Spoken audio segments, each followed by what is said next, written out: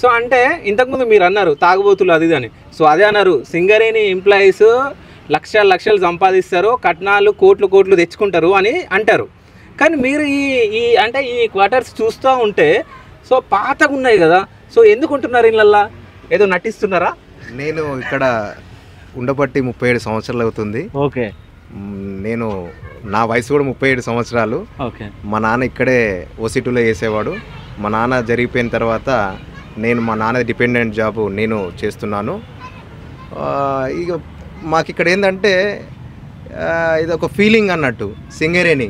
Okay. మా తాత చేసిండు, మా నాన్న చేసిండు, తర్వాత నేను కూడా దీంట్లో అంటే అనుకోని పరిస్థితులలో జరిగింది కాబట్టి నేను చేశాను. మా నాన్న నన్ను మంచి చదివించాడు.